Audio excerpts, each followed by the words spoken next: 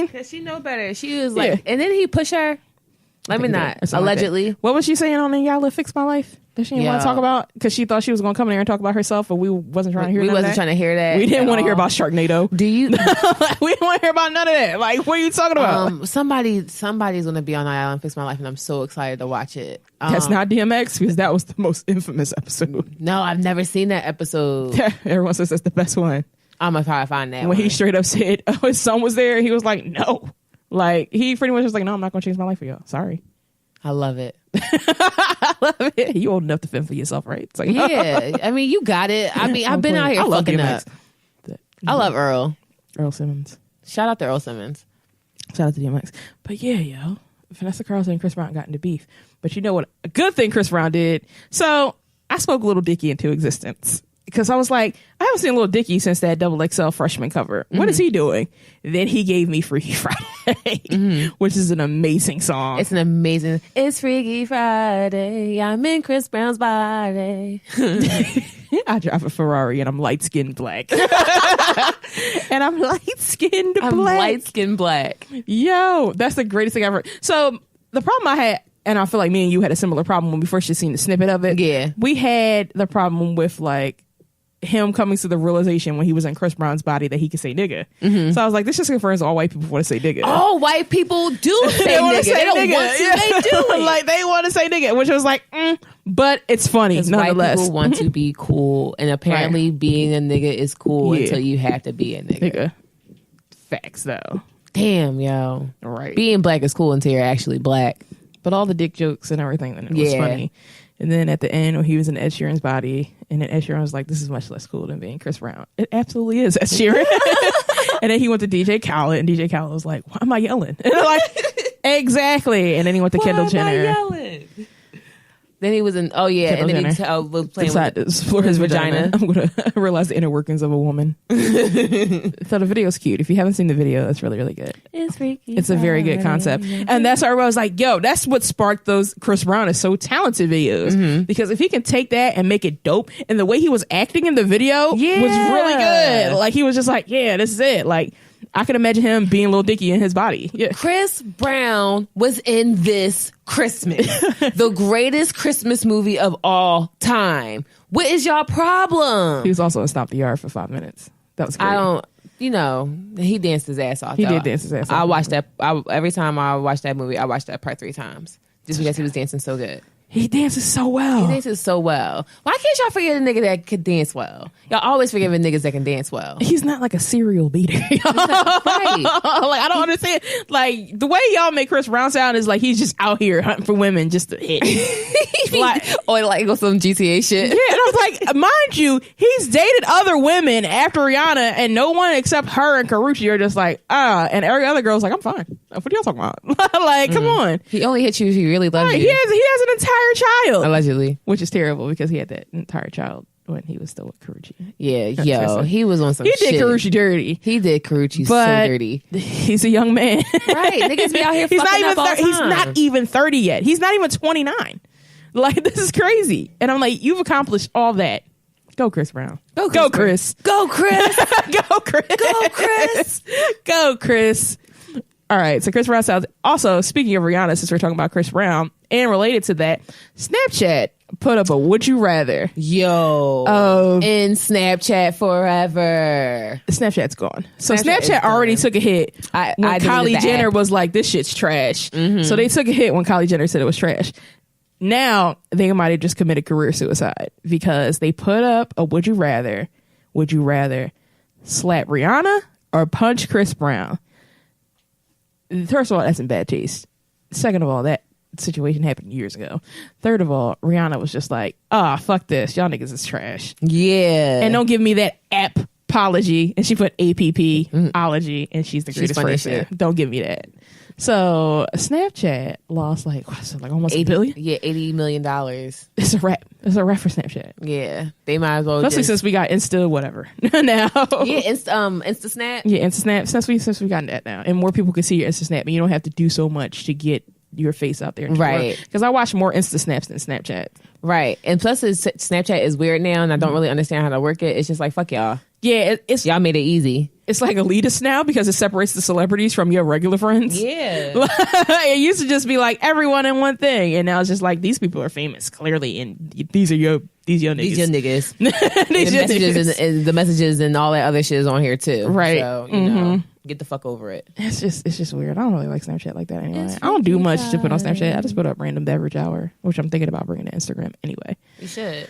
So that's it. Shout out to you Snapchat. Should have a little video show, like just 2 or 3 minutes, about your random beverage. About a good drink, me opening it, me drinking it, and telling you if it's trash. If it's trash or not. Yeah. If it's trash, you're delicious. Most of the things are delicious. Yeah. Except for Crystal Pepsi. No, correct. Can we do that? You want to do that? Let's do it. All right. Let's do it. We got a show coming soon. Kelly's opinions on things. Kelly's Random Beverage Hour. Yeah, Kelly's Random Beverage Hour. That'd be dope. Shout out to Random Beverage Hour. The only one I had a negative review on was like Crystal Pepsi because it was trash.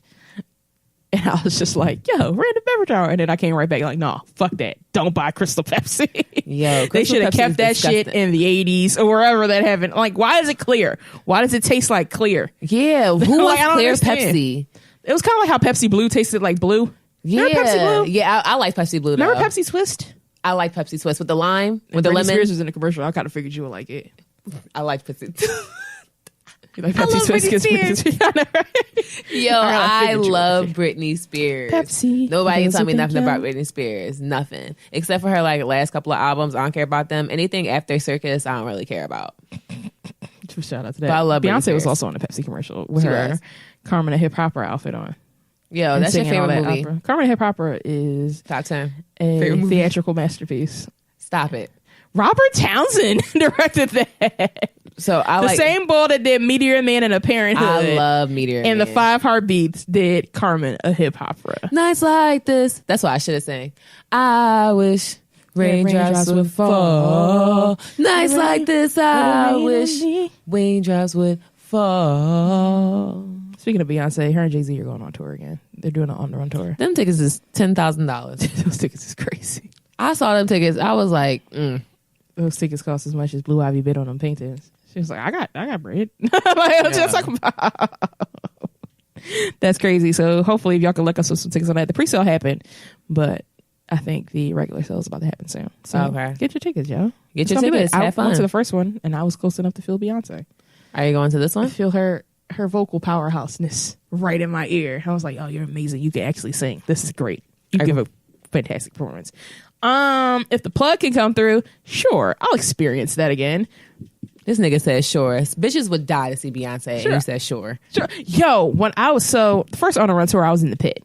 And shout out to the homie Casual. I was in the pit, and we didn't know we were going to be that close until we got our bands, and I was like, oh, we're just going to be close. So we kept going through like security procedures. Like it was like general security, regular in the building security now. Then we had to go down. It was like another security for the floor seating. Then we had to go up pit security. And on the floor, you could have beverages. In the pit, you can't have shit.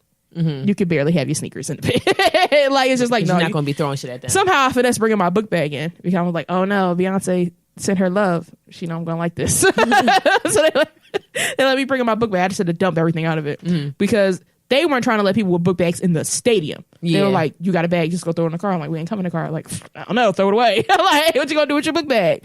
So I got my book bag on the pit somehow, some way. So I just kind of like set it to the side. Or like Casual was like, my dad is Cosmic Kev. No, I don't care about that. I'm working for Beyonce right now. Come on, son. Like you have to relax. Her whole office would have my head if I let you bring this book bag in. That's but they let me do it as long as I just dumped everything out of it. This is like not a threat. So yeah, but it was dope. So you go through your book bag like, Beyonce. You could. That's corny. Why? If I had a Sharpie in it, I would ask her to sign it. Please sign this. Please, Beyonce. Please, Beyonce, sign this. But you can't have drinks and stuff in the pit because they're scared you're going to throw your drink up there. So you can't have nothing. Just be thirsty. You got to be thirsty. And that's kind of miserable, actually. But if you love Beyonce enough you would do it. The excitement is keeping you up. And the excitement of me, like when we went in there, we were able to literally touch the stage. Like it was like my hand was on the stage. Like I could have jumped up on the stage and sat on it. I was like, yo, this is intense. Like I felt I didn't deserve this. I was like, Beyonce's like I love Beyonce. Beyonce is dope, but I'm like, she's not my favorite. Like, she's some of y'all favorites out here. Somebody would have stabbed you like, in the chest. Yeah, I was like, yo, this is an amazing experience. Like, I'm blessed to have this experience, but I was like, I wish one of y'all could have had this experience. You know what I'm saying? Like, someone out there. I was like, this is great. It was a stand in the blood in the yeah, that's a stand. Blood no seat. Yeah, this one girl was in the pit for like 80 shows, and she was just talking about how she like travels with Beyonce. That. Yeah, and she was like, the only one I ever went to that didn't have Beyonce in it was Watch the Throne, and that was it. Which I wanted to go to too, but I couldn't go to that. So, but so much so that her security recognizes her. So he handed her. Amanda. He handed her the towel. It was a black girl too. Oh. It's crazy. So he handed her the towel this time because Beyonce and Jay-Z mostly Beyonce come to the side of the stage and ask for a towel so they can like wipe their face off because they're sweating. Mm-hmm. So he handed her the towel that time. Oh, so she was crying. She was like, no, she's a veteran and she wasn't doing nothing. Oh, this is standard. That's how she was looking like, I do this. This is not my first time at this rodeo. Y'all, she paid money. Y'all niggas. Like, I wonder what she does. I don't know, but it wasn't that expensive. Like, some people, one girl that was in there was just like, I paid like $3 something for these. And another person in there was like, I paid like a stack and some change for these. So I'm just like, I guess it depends on when you get them and how you got them. Oh yeah, whether you pre-sell or not, because some businesses Beehive and they know that Beyonce going on tour before Beyonce now. And he's going a couple $1,000 versus a couple $100. So them Beehive niggas can really smell Beyonce coming. Like, they know. That was dope. But I mean, they gave a good show. I feel like I'd rather see Beyonce by herself though. Yeah. But I don't know how this is. I feel like it's gonna be like tension because of Lemonade and 444. So I'm like, I want to see this. Yeah. I don't give a fuck if I'm in the rafters. I kind of want to see this. I kind of want to see it too, but I don't feel like all that excitement. I don't know. I'm just tired, and it's going to be a great show. I don't like joy. I don't. Like happiness. No, real rap. I don't think I like all that unless it's in church. Like, I don't need all that overwhelming amount of excitement. And even in church, I'd be like, yo, like, I'm about to just go to Lutheran church then, because I used to be sitting down and chilling, talking about God. Sometimes you just want to see. Yeah. I don't know. I think Jay-Z takes a little... Jay-Z's performance on the tour, I loved. Mm-hmm. Especially when they started playing the videos. Especially when they were playing Big Pimpin'. And they had the videos of everybody drinking champagne. Really? And everybody enjoying themselves. Him, Kanye, and Puff and all them. Oh, yeah. In the video. It was cute. So they all had like tuxedos. I wonder how... Oh, they probably won't have some shit about Sire and... His name not Sire. His name is Sir. Sir. It's Sir and Rumi. Yeah, they're gonna have some videos of that because they definitely show videos of Blue Ivy at the On the Run tour. So, man, if you can go. Mm-hmm. If you can't go to the Roots picnic because I want to go to that too. I don't know if I want. The only reason I want to go to the Roots picnic is to see Desus and Mero. Are they gonna be there? Yes. I want to see Dave Chappelle. Oh, that's what I meant. Dave Chappelle, not Desus and Mero. Speaking of Desus and Mero. Speaking of Desus and Mero, we can get on that too. Oh yeah, Desus and Mero and DJ Envy got beef. They got mad beef. So I understand where DJ Envy was coming from, but I also definitely understand where Desus and Mero were coming from. Not just because niggas like them, because I. But if you go, all right, you asked for an apology. Mm-hmm. You got the apology. You didn't explain at the apology why you wanted the apology. You got the apology again. Mm-hmm. And then he walked off. Come on. That still of his chair. It's going to be my life for the rest of my life. It was spinning. Just him not there. Yeah. It's the funniest shit I ever heard. Charlamagne was like, wait, can we just pan the DJ chair? Yo. He's no longer here. Charlamagne is a messy bitch. It was a funny... I don't know who's messier, him or Joe Budden. But they're both kind of messy. So I can't wait until hear their commentary on it. Like Joe Budden's commentary. I need to hear because they always talk about Envy and it's really funny. Yeah, because Envy, I don't know. I don't necessarily care enough about Envy to like really have a feeling towards him. But that whole situation was just like, dog, you could have did that. I mean, you could have did that before the show started. Yeah, I felt the same way about Birdman. Like you could have did this before the show started. You listen, no, that needed to be seen. It needed to be seen, just like all three of y'all. Just like all of them needed to be seen. But I was just like, if you really was serious about it, you tried to want to just out them and sun them. On the show, yeah. And I feel like... It made yourself look like an asshole. I feel like he only does that with certain people. Like he does. I feel like you took their kindness for weakness. Right. I didn't like that. I was like, you think... You doing that there made me think that you think they're soft. Right. And they're definitely... Not to say that I know them personally, but I don't think that that's the way that's going to roll. Like, they don't care. They talk about how they used to... be out here on some shit so they can easily go back on the shits if it's necessary. Right. I don't think DJ Envy is about that. Right. And like, but then I don't know him too. He might be out here putting blades in his mouth too. So I don't know. I don't think DJ Envy is about that. I think he came from a good, stable 2-parent home.